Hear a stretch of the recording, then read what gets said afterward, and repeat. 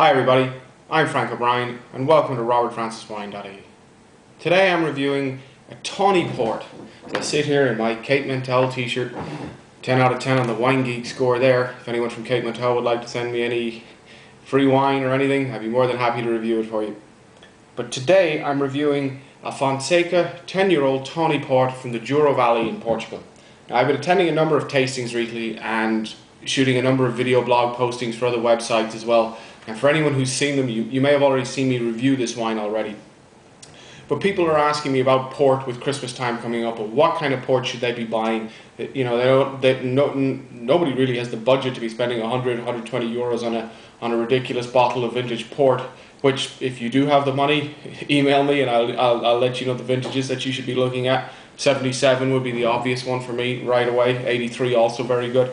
But port offers such great value for money, considering the amount of time and effort that actually goes into making these. This bottle here, which is a Fonseca 10-year-old Tawny Port. Now, I'm not 100% sure if this is actually available in Galway. I bought this on my travels recently, so but there are certainly 10-year-old Tawnies available in Galway. So I'm using this one as an example. That's spent 10 years being aged before it's being sold. And while this is a small bottle, it's 50 cl. It's still in the 15 to 20 euro bracket.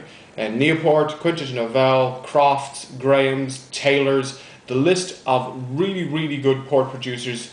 It reads like an English cricket team almost, with this maybe being more of an old Uruguayan centre forward name, but they make absolutely great wines at great price points. And for me, late bottle vintages or LBVs and Tawny Ports offer the most versatility and the best value for money. The rubies sometimes can be a little weak and a little weedy, and everybody's seen that old bottle of Sandemans that their grandparents might have had. But Tawny and late bottle vintage will cover you for Christmas Day. Now, Tawny probably gives you that extra dimension in that it's a bit more versatile. Chocolate desserts, Christmas cake, Christmas pudding, you're away in a hack here, people. This is great colour, it has great fruit, and it's not cloying. If Sauternes isn't your thing, this is going to be in that style. It's going to have that great sweetness, not huge sweetness, but sweetness nonetheless, but still has really good acidity and cleans the palate out. It's not cloying, it's not like some way over the top PX from Spain or something, or Pedro Jimenez, which is a really sweet sherry from Spain. But I've been tipping at this one for the last couple of evenings, so we're going to have a look at it now. So let's get straight into it.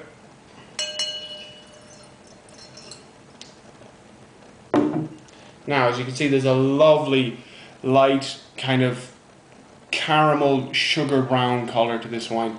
Really is very nice. It almost looks like someone got a big giant bucket of that demerara sugar and started to melt it down into like a syrup. Almost golden syrup like in its color. It is brown, but it's a golden brown. And I just love these wines. I absolutely adore port. There's such great, just great aromatics on the nose. It really does smell like somebody has just blitzed a Christmas cake into a liquid, covered it with a whole load of demerara sugar. Yeah, it's absolutely gorgeous. It smells ripe. It's not super ripe, but obviously Portugal, if you will know if you've been there on your holidays, is nice. It's warm, but really does smell nice and rich, lush and sweet as well.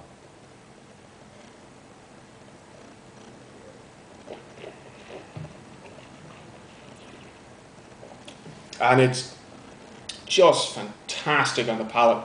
You get raisin fruit, Christmas cake spice, good acidity, huge finish. I mean, I'm still tasting it and will be for another while. And it's not like you've eaten a piece of wood or started to bite the table or anything. While it does spend time in oak, it's mellowed and it just has great balance. Acidity, fruit, everything you want.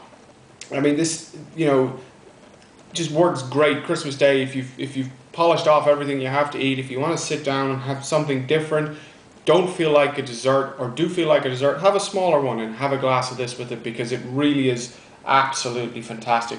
These wines are next to impossible to score because of the residual sugar in them and the sweetness. It just makes them so palatable to people who like these kind of wines. So to kind of be fair to it, what I do is generally only pick the ones that I would really recommend. But Tawny Port, if you haven't had one, get out there, try them. Most retailers in town will stock them.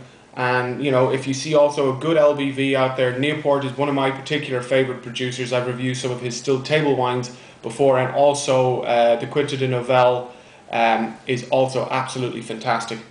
But definitely check out a Tawny Port. I mean, you know, 92 points, absolutely love it. Fantastic. So if you had a Tawny Port, or you're gonna try a Tawny Port, or you go out and try one as a result of this video, you know, please email me or you know, leave a comment below and tell me what you think. I'd love to know what you think. So, Tawny Port, get into it. We'll see you next time at robertfranciswine.ie.